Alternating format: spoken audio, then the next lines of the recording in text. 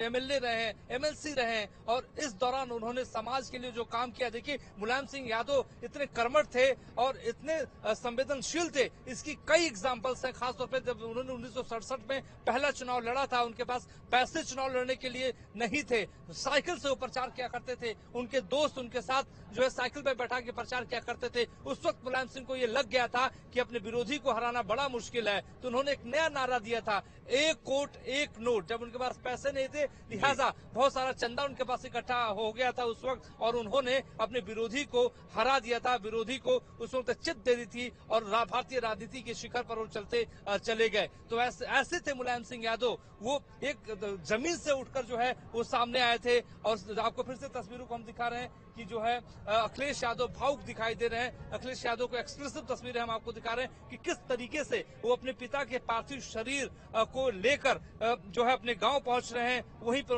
उनको अग्नि दी जाएगी, वहीं पे उनको पंचतत्व में विलीन किया जाएगा। तस्वीरों में हम आपको दिखा रहे हैं। इसके अलावा हम बात कर रहे थे कि क्या योगदान था उनका, तो योगदान आपको बता दें कि जब वो रक्षा मंत्री थे तो उन्होंने सबसे पहले उन्होंने पाकिस्तान को दुश्मन नहीं कहा था, उन्होंने कहा था कि असली दुश्मन चीन है। इस बात को लेकर लगातार वो संसद के भीतर बतौर रक्षा मंत्री उन्होंने सीमाओं को मजबूत करने का काम किया था। और उसके बाद जब वो मुख्यमंत्री बने थे तो आपको याद होगा, चाहे किसानों की बात हो, वंचितों की बात हो, महिलाओं की बात हो, वो उन्होंने अलग अलग तरीके से जो है विकास की लकीरें खींची थी, और उसी लकीरों पे दूसरी जो सरकारें आई थी वो भी अपना काम करती हुई नजर आई। और बता दें कि जब समाजवादी पार्टी की स्थापना उन्होंने की थी तो उन्होंने सभी वर्गों को साथ लेने की कोशिश की थी। एक और पूर्वांचल से मोहन सिंह हुआ करते थे, दूसरी ओर ब्राह्मण नेताओं में जनोशन मिश्रा हुआ करते थे, ठाकुर नेताओं में आपको बता दें कि अमर सिंह तो बाद में जुड़े, लेकिन उस वक्त मोहन सिंह के साथ साथ मुस्लिम समुदाय का भी प्रतिनिधित्व लेकर चला करते थे। चाहे आजम खान की बात हो, शफीकुर रहमान पर की बात हो, तो वो समुचित और सर्वांगीण विकास को लेकर सोचते थे और कहते थे।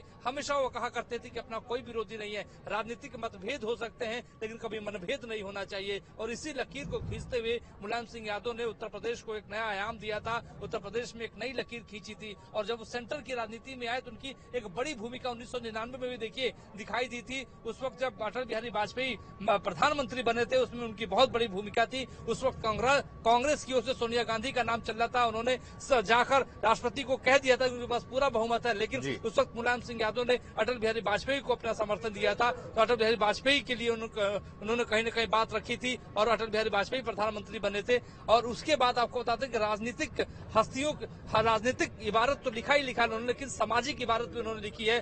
समाज में रहते हुए हर पल वो कार्यकर्ताओं की बात सुनते थे। और मुझे याद है कि 2012 में मैंने पहला इंटरव्यू उनका किया था और 2012 में उनके घर पे बहुत ज्यादा भीड़ हुआ करती थी और एक एक करके कार्यकर्ताओं से वो मुलाकात किया करते थे, एक एक करके लोगों की बात सुना करते थे। और एक एक करके वो टेलीफोन से अगर किसी से बात करनी होती थी तो उनका कार्यकर्ता जो है मोबाइल उनको पकड़ा देता कि नेताजी लीजिए मेरा काम नहीं हो रहा है, नेताजी इनसे बात कर लीजिए। तो इस तरीके की मुलायम सिंह की शख्सियत थी और इसी शख्सियत को जो है आगे लेके चलना होगा अखिलेश यादव को। और अखिलेश यादव को हम देख पा रहे हैं कि वो देखिए वो गाड़ी में बैठ के टेलीफोन से बात कर रहे हैं, मोबाइल से बातचीत कर रहे हैं और यहीं से कोऑर्डिनेट भी कर रहे हैं, क्योंकि उनको पता है कि आज उनके पिता इस दुनिया से चले गए। आप तस्वीरें दिखाते रहिए, एक्सक्लूसिव तस्वीरें हैं काफिले के साथ। न्यूज स्टेट की एक तस्वीर आप देख सकते हैं, सैफई की तरफ ये काफिला रवाना हो रहा है। सैफई में क्या तैयारियां की जा रही हैं अंतिम संस्कार को लेकर, वहां किस तरह का गमगीन माहौल है। संवाददाता विनीत दुबे लाइव कनेक्ट है। विनीत बताइए क्या तस्वीरें वहां दिख रही हैं।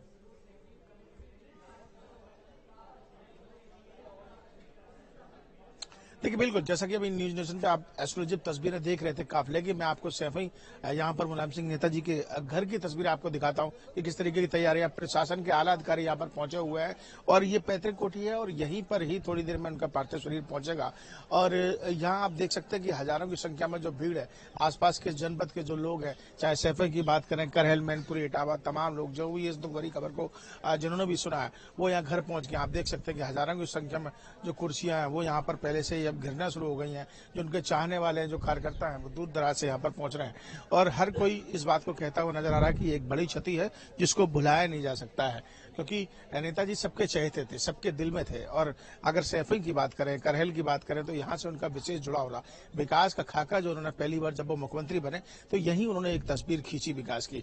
और यहाँ से चाहे स्वास्थ्य के क्षेत्र में बात करें, शिक्षा के क्षेत्र में बात करें, और उसके बाद जब वो रक्षा मंत्री बने तो एक सबसे बड़ी बात यह थी कि वो पहले ऐसे रक्षा रक्षा मंत्री थे, जब वतन पर किसी शहीद की मौत हो जाती थी तो उन्होंने ही निर्णय लिया था कि पार्थिव शरीर को सेना के जवान के घर पहुंचाया जाए।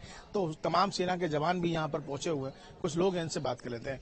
आप बताइए किन शब्दों में आज इस दुख को बयान करेंगे? हमारे नेताजी भारत के राजनीतिक मानचित्र पर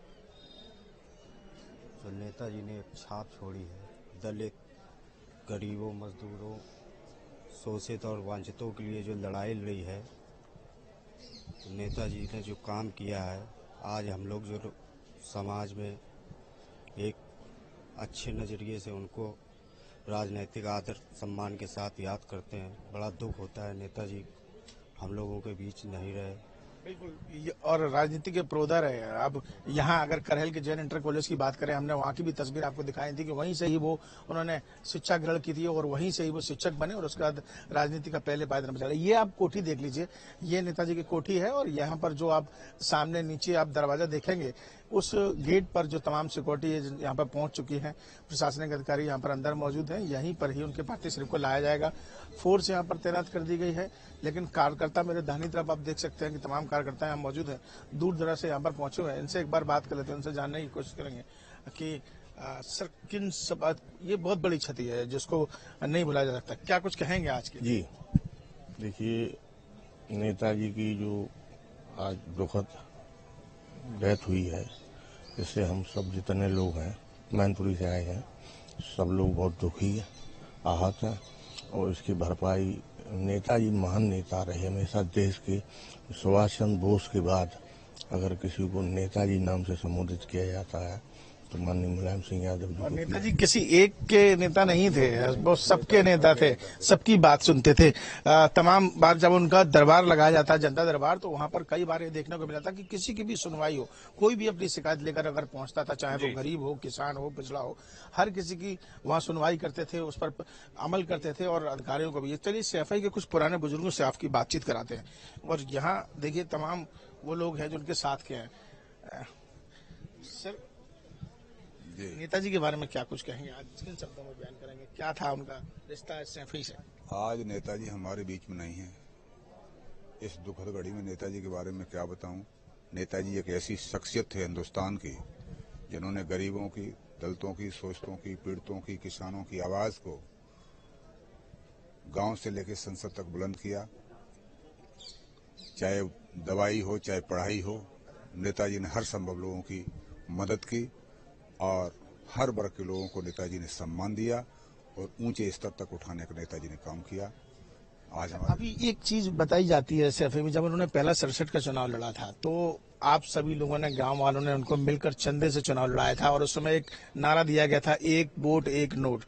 तो ये नारा तभी से आगे बढ़ा और उसके बाद सुनने में आ रहा है कि पूरे गांव में एक वक्त का खाना नहीं बनाया गया था और उनकी मदद की गई थी, तब वो चुनाव पहली बार वहां पर। ऐसा है, जहां वे सभा करते थे नेताजी, वहां एक नोट और वोट मांगते थे हर सभा में। तो वहां पब्लिक हर जाति की, नेता हर जाति के थे, चाहे ब्राह्मण हो, चाहे जाट हो, वे सबके नेता थे और सब बराबर मानते थे। उनके लिए कोई जात और विशेष नहीं थे, वे सबके नेता थे। हर आदमी उन्हें 2 रुपया, 1 रुपया, 5 जो बने सो वहां दे दे, तो बस वहां से पैसा इकट्ठो करो फिर अगेला बढ़े गए। ये उनका सिस्टम रहा। अच्छा सुनो, चुनाव प्रचार प्रसार भी वो साइकिल से किया करते थे, बहुत बहुत दूर से चले जाते थे। गांव गांव साइकिल से बहुत प्रचार करो। उनके पास गाड़ी नहीं है थी, इसलिए वे गांव गांव जाते। और गांव गांव जो ब्याह संबंधी है तो ब्याह में जाते, चाहे लड़की को हो चाहे लड़का को, जरूर जाते। और साइकिल, बेटी की शादी हो तो वहाँ जरूर पहुँचते थे, ये मैंने सुना है। और बेटी की जो सहायता होती, बेटी की हमेशा उन्होंने सहायता करी। तो वो तस्वीर यहाँ बयान भी हो रही है कि हर दिल में नेताजी बसे हुए हैं और यही वजह है कि देखो आप ये तस्वीर देख सकते हैं कि दूर दराज से यहाँ पे हजारों की संख्या में जो कार्यकर्ता हैं, जो उनके चाहने वाले हैं, वो यहाँ पहुंचे हैं। और बाहर पूरा एक प्रशासन ने अपनी सुरक्षा व्यवस्था बनाई हुई है, किसी को भी अंदर गाड़ियां नहीं आने दी जा रही हैं, बाहर भी रोका जा रहा है। भीड़ बहुत काफी बाहर सड़कों पर है, तो सीएफआई की जो गलियां उस समय भर चुकी हैं, हर कोई अंतिम दर्शन करना चाहता है। और यहाँ एक पुराने बाबूजी, इनसे एक बार बात करते हैं जो सीएफआई के ही है। सर, जब सुनने वाला के जब रक्षा मंत्री थे तो तमाम अहम फैसले उन्होंने किया, अरे नेताजी ने बहुत अहम से फैसले किए हैं। एक तो मिलिट्री वालों की पहले डेड बॉडी घर नहीं आती थी, ये फैसला नेताजी ने लिया था। बिल्कुल, पार्थिव शरीर को घर भेजने की बात हो या फिर बतौर मुख्यमंत्री उत्तर प्रदेश में राजकाज की जो भाषा है उसे हिंदी में बदलने की बात हो, ये बड़े फैसले थे मुलायम सिंह यादव के। विनीत बने रहिए और अपडेट आपसे लेंगे। खबरें लगातार जारी, छोटे से ब्रेक